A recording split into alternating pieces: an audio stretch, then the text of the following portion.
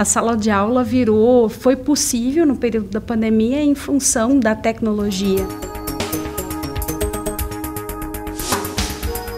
De mudanças, o que a gente pode sinalizar talvez dividir em 3 aspectos, né? Uma mudança é esse olhar diferenciado para as tecnologias. O segundo diferencial, eu acho que é o aspecto socioemocional. Nós sempre cuidamos na área da educação, independente do nível que a gente trabalha, com a questão das emoções, das relações, das emoções interpessoais. Só que os nossos estudantes, nesse período que eles estiveram isolados nas suas casas, tendo as aulas através desses recursos tecnológicos, essa questão da interação, do olhar para esse outro, da percepção do outro, às vezes até nomear o próprio sentimento, né? Tinham crianças que estavam sentindo muita angústia, muita tristeza, e elas não sabem nomear isso porque talvez não tinham passado por uma situação tão angustiante. Então, acho que esse é um segundo aspecto que precisa ter um olhar muito cuidadoso e muito atento nesse período de retorno. E aí, talvez um terceiro é a questão realmente das defasagens ou possíveis defasagens. Nós podemos ter na mesma sala de aula crianças que, através dos recursos que foram utilizados para as aulas remotas, né, eles podem ter conseguido atingir vários objetivos propostos, mas poderão haver lacunas. E aqui é um olhar, vamos dizer assim, bastante preocupado dos coordenadores pedagógicos, né, de quem faz esse acompanhamento pedagógico nas escolas, para identificar nesse primeiro momento do ano letivo quais são essas lacunas e, a partir dessas lacunas, iniciar o trabalho do ano de 2021. A adaptação para esse modelo, na verdade, ela é uma questão assim que a gente também deve entender e deve se colocar ao lado desse estudante que diz que não conseguiu entender ou não conseguiu aprender. Uma, porque a gente foi pego de surpresa, né? E aí, muito rapidamente, as instituições tiveram que organizar suas propostas. E um estudante que talvez não tinha uma proximidade maior com esse tipo de proposta, né? Ele pode sim ter ficado um pouco apartado desse processo de ensino-aprendizagem. Ou, às vezes, porque não é a forma dele aprender. A gente tem diferentes formas, diferentes processos de aprendizagem. Nós temos os estudantes, por exemplo, eu não consegui me adaptar, mas a internet às vezes era muito ruim. Dependendo da tua condição de ter um tipo de internet ou outro, vai tendo essas diferenças, né? Então, às vezes não é só o estudante não querer, né? Às vezes essas barreiras que existem, né? E que a gente tem que identificá-las para poder auxiliar esses estudantes. Bom, a internet não chegou lá, ou esse estudante não tem condições de ter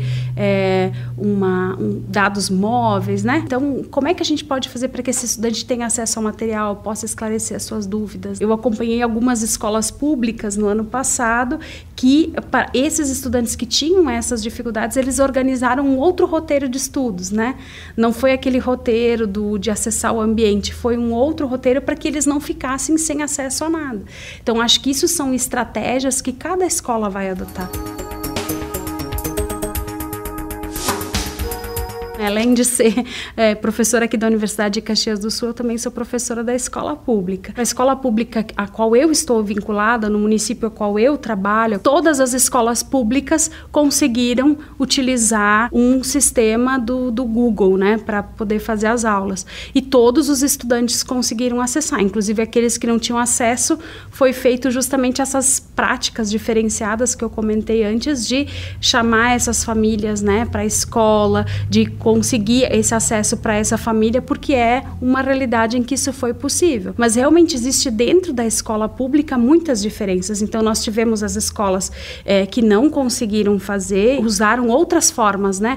Material impresso, né? Fazer o conteúdo chegar. Então, eu acho que talvez essas escolas, nesse primeiro momento, vão precisar fazer esse diagnóstico para ver o quanto que esse conteúdo foi compreendido, o quanto que não, para justamente essa disparidade entre uma escola e outra possa ser diminuída, né? As reprovações, elas vêm sendo discutidas muito na área da educação, né? Há muitos anos já, né? Eu sou da área da avaliação, pesquiso avaliação, e me parece que a avaliação sempre foi vista como um processo de classificar o melhor, o pior, o que sabe, o que não sabe. Para mim, a avaliação, ela tem uma outra característica. A avaliação, ela busca identificar justamente as lacunas no processo, né? Então, a reprovação, quando a gente enxerga dessa forma, a reprovação, ela perde um pouco o sentido, porque se eu identifico que existem lacunas, eu posso no ano seguinte trabalhar estas lacunas e não simplesmente reprovar o aluno para que ele no ano seguinte tenha que cumprir tudo novamente, inclusive aquelas aprendizagens que ele conseguiu aprender, né? Compreender ao longo daquele ano. Eu sempre me pergunto qual é o objetivo desse ano de ensino, quais são as competências, quais são as habilidades que devem ser desenvolvidas. Fiz o diagnóstico, identifiquei que tem uma lacuna e esse estudante no ano seguinte continua sem que essa lacuna seja resolvida. Então eu estou criando um problema para esse estudante. Isto não adianta. Adianta dar continuidade. Por exemplo, no ano passado não teve a reprovação. Muito bem, teve essa orientação, não teve a reprovação. Nesse ano eu preciso ver quais são as dificuldades, né?